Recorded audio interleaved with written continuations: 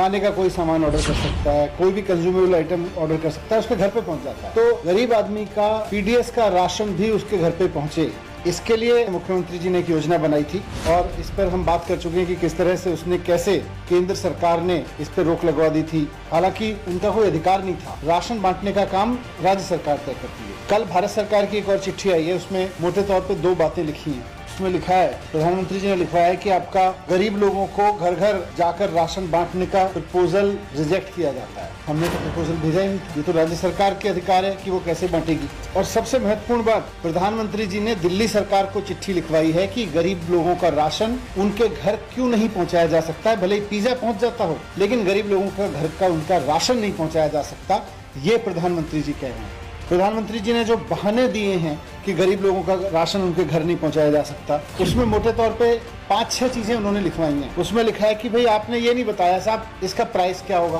अरे आप हमसे पूछ लेते प्राइस क्या होगा, हम बता देते। हम अब बता देते हैं कि साहब जो भारत सरकार ने रेट तय कर रखे हैं उससे ज्यादा नहीं होगा, हमारी योजना में लिखा है। लेकिन आपने तो पूछा ही नहीं। जिसके घर राशन जाता है पता कैसे चलेगा, उसका पता ठीक है, कैसे इंश्योर करोगे उसका पता ठीक है। कि जो गरीब लोग हैं ये तो पतली पतली गलियों में रहते हैं, तंग गलियों में रहते हैं, वहाँ पे राशन कैसे पहुंचाओगे। कि ये गरीब लोग तो मल्टी स्टोरी बिल्डिंग्स में भी रहते हैं, वहाँ मल्टी स्टोरी बिल्डिंग्स पे राशन कैसे पहुंचेगा।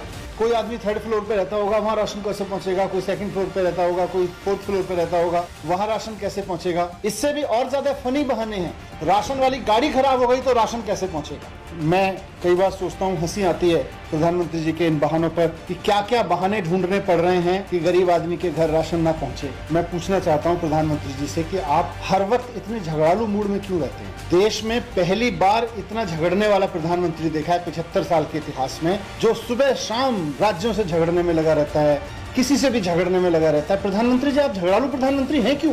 ये चिट्ठी में पढ़ रहा था तो मुझे लग रहा था कि एक दिन आप उठे होंगे सुबह सुबह 2 दिन पहले, आपने लिस्ट देखी होगी आज किससे झगड़ना है। अच्छा, आज केजरीवाल जी से झगड़ना है। मैं कहना चाहता हूं प्रधानमंत्री जी, आप सिर्फ झगड़ने के बहाने ढूंढने के लिए इस तरह के बहाने ढूंढ रहे हैं। अगर आपको नहीं पता कि 3री मंजिल पे राशन कैसे पहुंचाया जा सकता है, तो मैं आपको कहूंगा कि आज हमारे देश के युवा चांद पे राशन पहुंचाने की औकात रखते हैं। इस देश के युवाओं की आज इतनी औकात है कि अगर आप उनको राशन देके कहेंगे चांद पे पहुंचा के आना, वो चांद पे पहुंचा देंगे। आप कह रहे हो 3rd फ्लोर पे नहीं पहुंचा पाएंगे युवा।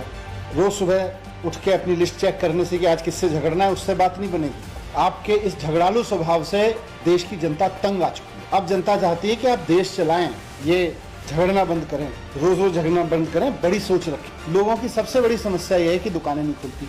लोगों की सबसे बड़ी समस्या है कि दुकानों के सामने लाइनें लगी रहती हैं।